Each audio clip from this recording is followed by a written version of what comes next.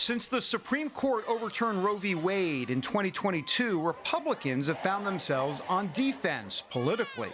That's because Democrats have weaponized the issue in an attempt to scare voters about extreme GOP policies in a post-Roe world.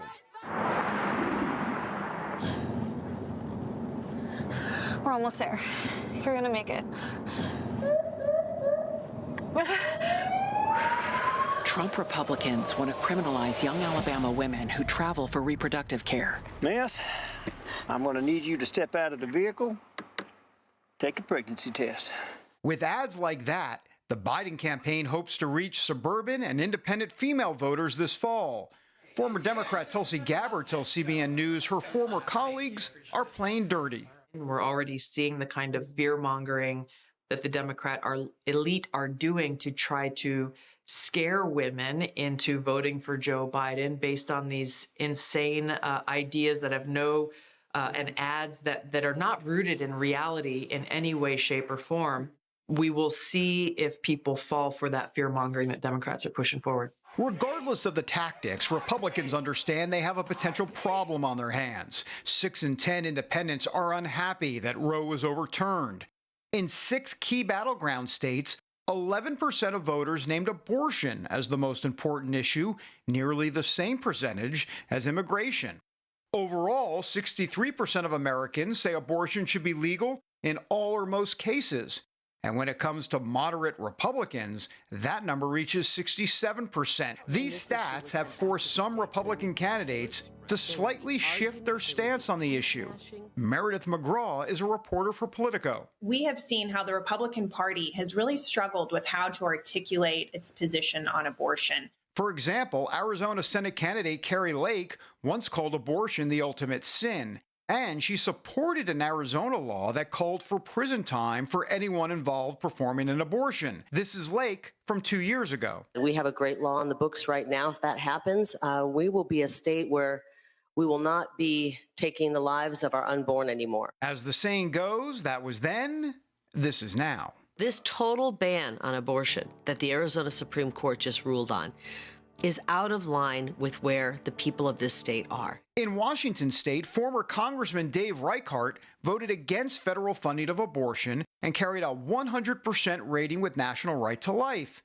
Now, running for governor, he's softening his tone. I want you to know where I stand on abortion.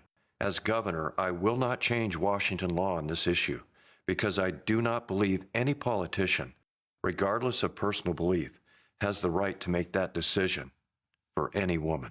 On the national level, pro-life groups aren't happy with Senate leaders like Mitch McConnell and John Cornyn, who had consistently backed national limits on abortion. Now, with Roe v. Wade out of the picture, they maintain the decision should be left up to the states. Former President Trump feels the same way and also calls for exceptions to abortion. For one recent pro-life gathering, he recorded a 2-minute video message without speaking on abortion at all and didn't even use the word. We have to defend religious liberty, free speech, innocent life, and the heritage and tradition that built America into the greatest nation in the history of the world. For Trump, that strategy makes sense, since he believes abortion politics hurt the GOP in 2022 and could do so again.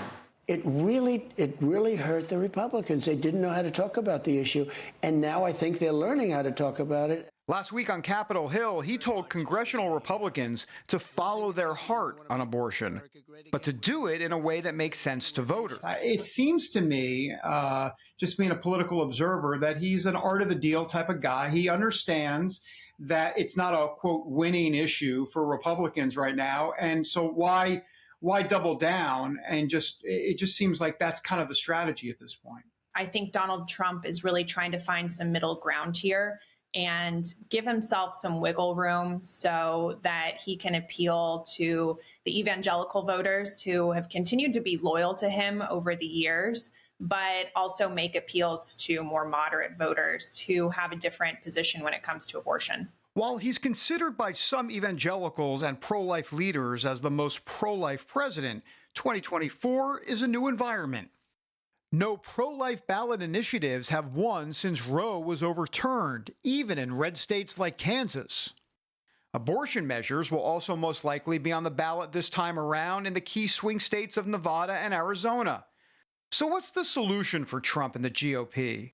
Governor Sarah Huckabee Sanders tells CBN News it's time to use a strategy of both reason and offense. And I think we have to talk about it in ways that people understand, that makes it relevant. Quit going on defense. We so often apologize for our position when, frankly, we're on the right side here. I never want to apologize for defending one of the most vulnerable populations in our country, and that is the unborn. And so I'm not going to do that. And I think that the more that we go on offense instead of cowering and allowing the left to define our position and make us out to be the bad guy, the better off we're going to be. That game plan seems to be in line with party insiders. Something I keep hearing from Republican strategists is they felt like in 2022, Republicans didn't go on offense enough when it came to the issue of abortion. They felt like in 2022, that should have been a lesson learned and that more should be done in 2024 to go on offense with Democrats.